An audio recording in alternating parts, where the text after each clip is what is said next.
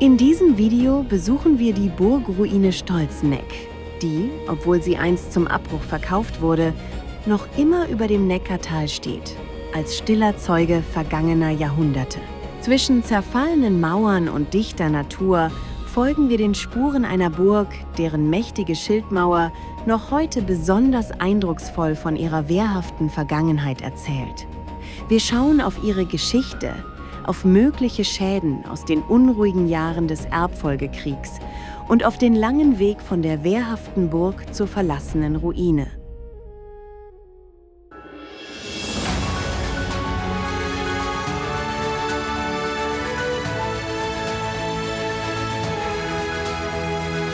Zur Ruine der Burg Stolzeneck gelangt man gut zu Fuß von den umliegenden Wanderparkplätzen aus.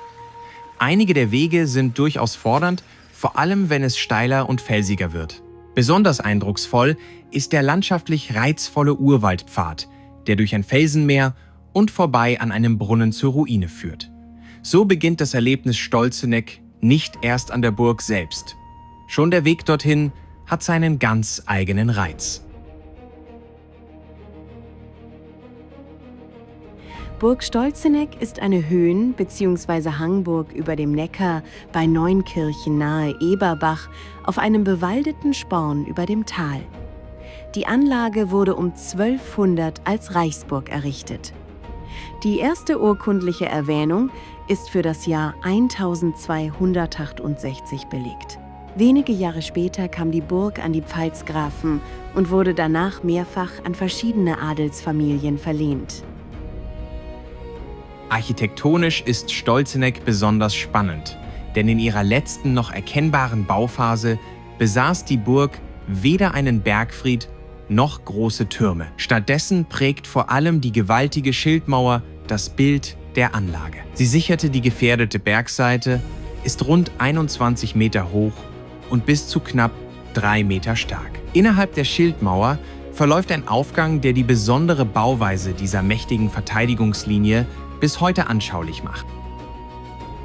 Interessant ist auch, dass frühere Ausgrabungen zeigten, dass die Hauptburg ursprünglich anders aussah als heute.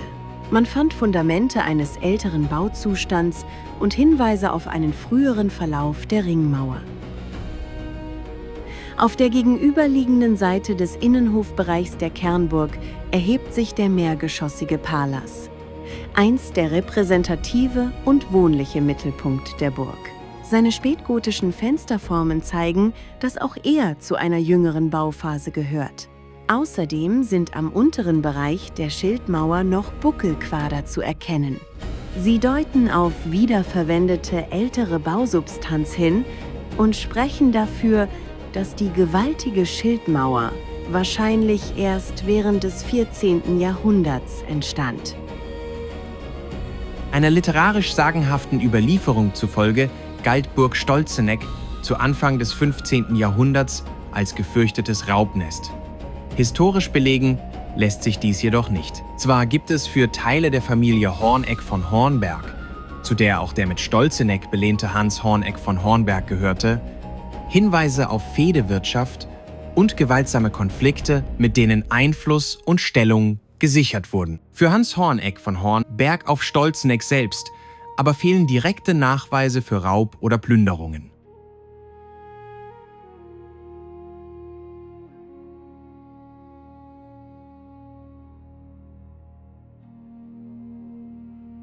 Militärisch war die Lage von Stolzeneck stark, wirtschaftlich dagegen wohl eher begrenzt.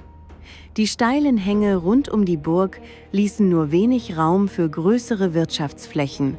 Vieles deutet deshalb darauf hin, dass Stolzeneck vor allem zur Sicherung und Überwachung des Neckartals angelegt wurde.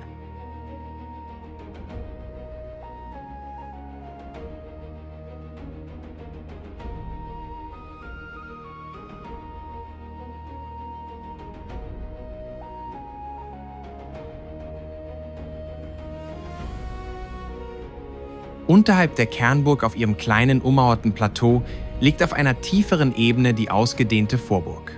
Heute sind dort nur noch wenige Spuren und die Außenmauer erhalten. Einige Fundamentreste verweisen auf frühere Wirtschaftsgebäude. Auch die Wasserversorgung der Burg lag wohl in diesem Bereich, vermutlich in Form einer Zisterne. Während des Pfälzisch-Bayerischen Erbfolgekriegs wurde auch die Kurpfalz von Einfällen, Verwüstungen und Zerstörungen erschüttert. Ob Stolzeneck selbst belagert, beschossen oder auf andere Weise schwer beschädigt wurde, ist nicht eindeutig belegt. Doch ein Vergleich von 1509 zwischen dem Lehnsherrn und dem mit Stolzeneck belehnten über den für einen Wiederaufbau nötigen Holzschlag zeigt, dass an dieser Burg mehr geschehen war als bloßer Verfall. Auslöser des Krieges war der Tod Herzog Georgs von Bayern-Landshut ohne männlichen Erben. Georg hatte seine Tochter Elisabeth und deren Mann Ruprecht von der Pfalz als Nachfolger bestimmt. Das widersprach jedoch dem Hausvertrag der Wittelsbacher, nachdem das Erbe an die andere männliche Linie gehen sollte, also an Bayern unter Albrecht IV. König Maximilian I. stellte sich daraufhin gegen Ruprecht und die Kurpfalz und es kam zum Krieg. Als ein besonders markantes Beispiel für Plünderungen und Wüten während des Pfälzisch-Bayerischen Erbfolgekriegs wird oft die Zerstörung des Klosters Limburg bei Bad Dürkheim genannt. Außerdem ist von etwa 300 zerstörten pfälzischen Orten die Rede. Auch wenn diese Zahl aus der Überlieferung stammt und kritisch zu lesen ist, zeigt sie doch sehr deutlich die Größenordnung der Verwüstungen. Der Krieg endete 1505 nach Verwüstungen und Schlachten wie Wenzenbach und Ganghofen nicht mit einem heroischen Finale, sondern mit dem Kölner Schiedsspruch Maximilians. Bayern ging als Sieger hervor, die Pfalz verlor Macht, Land und Einfluss.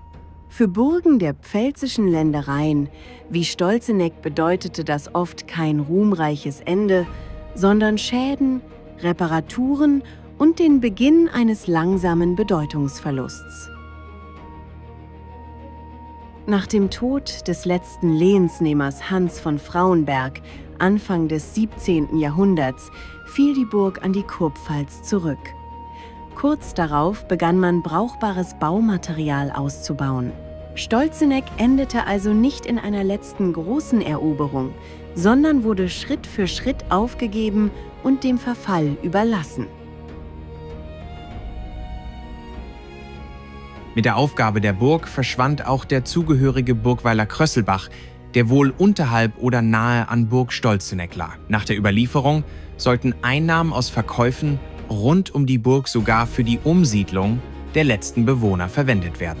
Sogar ein Abtransport brauchbarer Steine der Burg per Nachen auf dem Neckar bis nach Mannheim stand wohl zur Debatte.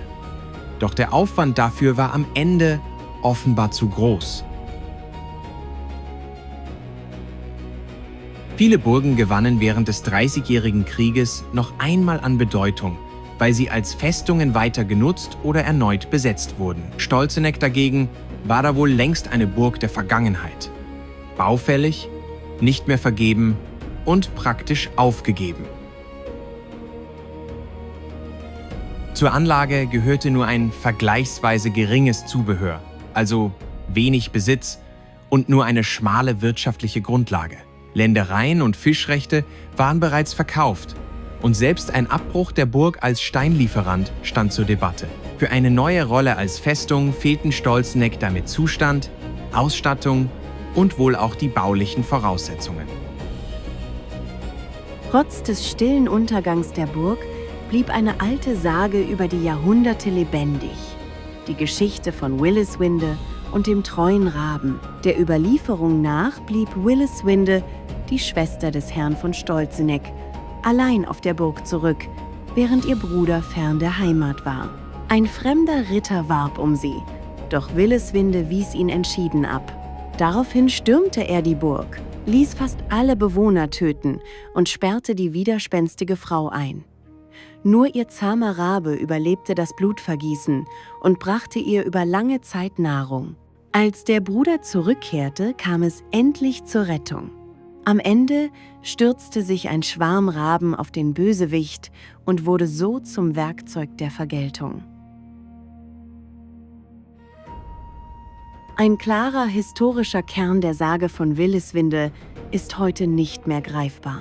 Vieles spricht eher dafür, dass sich hier typische Motive alter Burgensagen verdichtet haben. Einsamkeit, Gewalt, Treue und Rettung. Gerade der Rabe als unerwarteter Helfer macht die Erzählung bis heute besonders. Wichtiger Hinweis: Stand 2026. Der Zugang zur Kernburg der Ruine Stolzeneck ist aus Sicherheitsgründen bis auf Weiteres gesperrt. Grund dafür sind festgestellte Risse und Steinausbrüche. Die Vorburg ist nach aktuellem Stand weiterhin zugänglich. Stolzeneck hatte keine große Endschlacht, war kein sicher belegtes Raubnest und erlebte keinen glanzvollen Wiederaufstieg. Dafür gibt es dort noch immer eine mächtige Schildmauer, viele offene Fragen und vielleicht sogar Raben, die verlässlicher sind als so mancher Burgherr. Vielen Dank fürs Zusehen und bis bald auf diesem Kanal.